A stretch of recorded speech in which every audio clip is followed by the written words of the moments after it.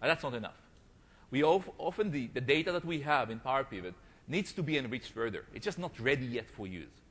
And what we have done here, we created an environment where end users can go and add their own calculated columns. And I'm going to show you a couple of examples here. So let me just open it up a little bit.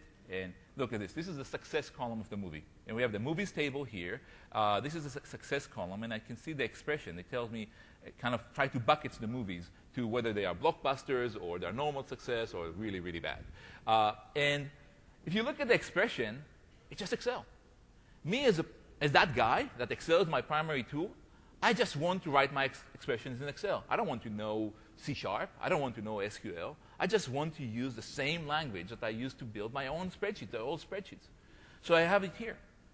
But what we also have here is a full database engine underneath. So in addition to all those Excel functions that we have here for the end users to use, we added a bunch of expression that allows you to do database operation. Let's look at the gross column here. That is also a calculated column in this table. We entered it. What's this doing? This one is kind of interesting. You look at the expression, and you see that there are functions here that don't exist in Excel. This is the related table function. A related table functions go and follows the relationship between the one side of a relationship between tables to the many side and finds the matching record. And it will return a table of records. That's the kind of a function that Excel doesn't have. Typically, Excel functions will return just one scalar value. This function is a table function. It returns a table. And then we have the SUMX function, another new function, that goes and iterates over this small subset of the table and aggregate one of the columns there and makes a sum. So what's this equivalent to in relational syntax? This would be the equivalent of a correlated subqueries in SQL, something that would take 5 or 6 rows. We just put it here in an Excel way. That's great. So we've talked about simple expressions that are Excel-like. We've shown that we can do some complex relational algebra and represent that as well. How about some of the traditional BI things that users want to have? What about things like time intelligence? This is analysis services running here, and BI is what we do. So in addition to those relational algebra thingies, we have here a whole set of other functions. I'm going to show you. This is just the time intelligence function that we have here. We added on top of the functions that Excel has, we added 35 other time intelligence functions, just showing you a few of them. Total quarter to date, total year to date. All these things that you used to do in MDX, we added those to the Excel function library, essentially, to the Power Pivot function library, that people can use them here in Power Pivot. So you get 35 of those. We get functions to do dimensional navigation, to be able to switch, to move to the all members, essentially, in MDX. We don't call it on member here. But it's a very rich environment that we have created here that is still following the same kind of experiences that people get in Excel, because they're working in Excel. Great. And that's what they love. So they have the experience now of working with lots of data really rapidly, navigating on the fly, doing multiple forms of enrichment on that data. Let's talk a little bit about presentation of the data and navigating it. So I love Excel as a user, and I would like to be able to present the data in Excel. And we just made it easier. So we offer here these templates that allow users to say, I'd like to create a presentation with 2 charts in it. I'm going to say in a new, we'll do it in a new sheet. And I get this new field list in Excel that shows exactly my schema. So these are all the tables that we have created. And I can go and immediately start dragging. So let's go in here and say, I'd like to go to the purchase table. We're going to go to the purchase count. And we're going to drag it, make it, we're going to drag it, make it a value. And then we're going to go in and we're going to break the value by, let's say, by the genre of the movie. Okay, so take the genre and put it here. And so this is just scanning 100 million rows with a join and creating a group by query. That's all it's doing. Yeah, that's what we do. Rows. Yeah. Okay. Yeah. Let's do something else. Okay. Let's do the same thing. Let's move to this chart here. Let's do the same thing. Go to the purchase table and take again the purchase count, 100 million rows, right? And put it out here. And what we're going to do here, we're going to go to the geography table. Remember, this is the table that we copied and pasted before from Excel. Currency code. Yeah, the currency code. I'm going to take the country and show the breakdown by the country. Well, this doesn't look right, though, because not everybody can be selling 100 million. Yeah, it's not like movies, so. Every country shows 100 million rows, and that's wrong. Right? It's wrong because we just threw that table in. We didn't relate it to any of the other tables. And the system detected that. And you can see this yellow warning here, said there is a relationship missing between those tables. But me as that guy, I know everything about Excel. I don't know much about databases, but I always see this alluring create button. I said, let's press it. And it changed to alluring new experiences that you're supposed to create. Okay, and the system just created a relationship between those tables on its own. Press OK, and now I can see the true breakdown. That's fantastic. And that relationship creation is based on some of our own internal mining technologies and Microsoft Research. Yeah, we actually have very sophisticated. Microsoft Research built this, about 10 rules. It matches names, matches data, matches. It actually will not create it unless it's 100% sure that it is. And you can manually set it too, which is great. So now you've got some data laid out. What about giving people the ability to slice and dice and work with this? Let's go. Let's do that. I'm going to go and add a few things. Let's go and allow the user to slice by their ratings. Great. And while Amir's laying some of this out, I've made this point. We've got to start giving people a new set of experiences.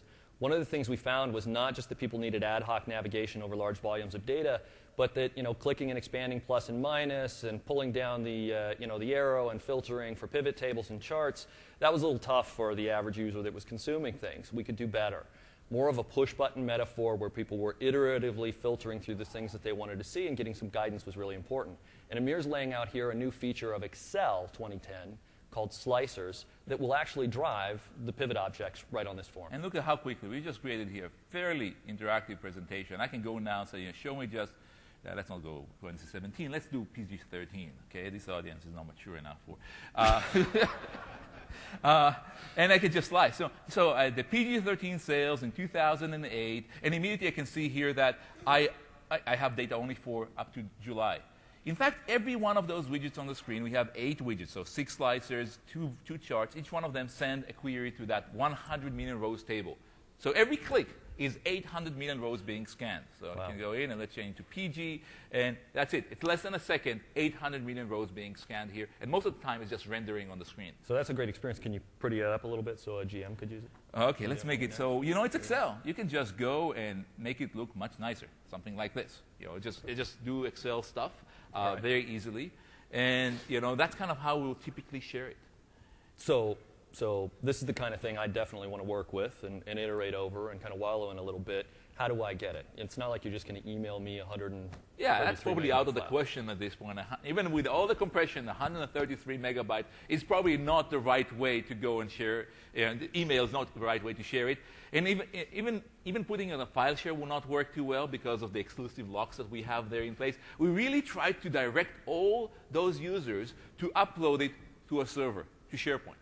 And when we upload it to SharePoint, let me just take you us here. So this is SharePoint. Everybody, how many of you saw this kind of view in SharePoint, right? Pretty cool. This is the new SharePoint 2010, a little cleaned up in the interface. This is a nice list view for working with documents. Yeah, nice. Not nice enough. Not nice enough, okay? Not alluring. Not alluring, yes. Yeah. So let's make it cooler, right? So we skinned those document libraries in SharePoint, and we tried to make them more alluring, okay? That's very cool. Okay, so we tried every one of those Excel workbooks get these snapshots going on into the one that we have created before, right? And people can go and see ahead of time what's available, and they can switch and go and take a look at those. And that's kind of the experience you get. And in fact, if I want to share it with you, I put it up there. It's there. Yeah, and then you can go to your office and look at it. So I'm going to do that, and I'm going to take them with me. So you wait here. We're actually going to go over here to my office for a minute, take a look at the application, and talk a little bit more about the SharePoint side of things in Power Pivot and what we can do. Now, what I have underneath here is a new machine for me. We'll see if I get to keep it or not. But it's a stock machine off the shelf that's a simple Win 7 touchscreen machine that was purchased last week. And remember, I've made a point to talk about new experiences. Oh, it looks like we're not where we want to be. There we go. I've made a point to talk about the fact that we have the ability, with some of the great technology advancements becoming much more commoditized, to give people a new class of experiences, not just in terms of getting to and working with the data itself, but in terms of how they interact with it as well. And what I like about this touch experience is it gives me the ability to gather around a machine in my office or a conference room with someone else, and for us to have a very interactive and collaborative conversation, extending that collaboration metaphor of SharePoint and of any work that we try to do together. So I've got the same kind of a view that Amir had here, and this view was actually built by the team by taking a bet on Silverlight 3.0. One of the neat things that Silverlight does for us is it doesn't only give us the ability to go create those rich views. And here, all I've done, I'm going to take a quick pause. Here, all I've done is actually open that same application right here in SharePoint. This is actually not running in Excel, the client. On this particular machine, I only have the browser installed, and I'm accessing SharePoint and using Excel services. And I can slice and dice and touch navigate and do all those cool things here. But I want to focus on a couple of other things. Silverlight 3.0 gave us the ability and gives you the ability to do some cool, neat things in the way you present data. There's great shading and three-dimensional effects. This is another view, as opposed to the report gallery view that we just showed, that lets me flip through a Rolodex or something that we call a carousel. This view is the product of two things. One, Silverlight 3.0, and two, a very ambitious developer having a little extra time on a weekend. That's how we have this view in SQL Server 2008 R2. So, thank you, Bogdan, and everybody on the team for that. Here's another view we have. We call this the theater view. And while the view itself is very interesting and I can access the information, again, I want to focus on the experience of my interaction. I'm actually able to now use gestures. And you think about what's happening with all the touch devices that are out there, phones, everything else in the environment, we have the ability to quickly navigate through and just click and gesturally move through things, to expand, to zoom, to do all those sorts of interactions that we want to do. There's another thing that's very important about us making the bet on SharePoint and interleaving your normal Word documents and Excel documents with Power Pivot documents, with your reporting services reports, et cetera. And that's that you can start to build collections of artifacts in a solution that are related to one another and very discoverable. And what I've just noticed as I've scrolled through here is that somebody started working on a report that I had asked for to really visualize our sales or revenue information in this fictitious company across the entire world. And now I can gather with somebody else in my office around my touchscreen, and I can simply click on the US, and we can drill down and have our conversation. And we notice that we've got a few states here in red. Not everybody in the Dakotas is doing as well as Premier Bank Card, apparently. But also Washington, right where we are, is yellow. And I might want to see what some of the details are and where we're at risk in Washington. And so very quickly, I've been able to have a new interactive experience in terms of the way I'm working with the data physically. And that's what I want you to keep thinking about today, is how can you create new experiences for working with data for all of the users in your organization? Amir said it. Underlying what we've done with Power Pivot is analysis services engine with some new technology that we call Vertipack. And you're going to see more of that in the future as we go forward in subsequent releases, because there's great utility in high-volume compression, and there's great utility in the types of scanning that we're doing there. Some great innovation. David DeWitt is going to spend some time tomorrow morning talking a little bit more about column store technology and compression. It'll be an exciting session, too.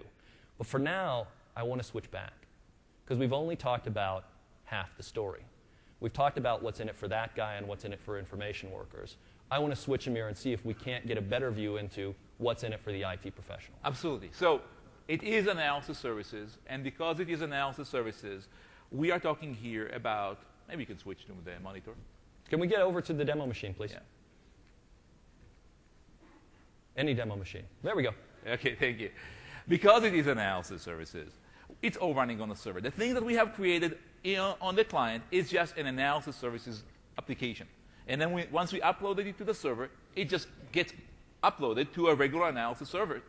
And because of that, you get the full power of a server application. So let's take a look, for example, going back here, and let's look at this. As an IT guy, I don't want to worry about the data becoming stale.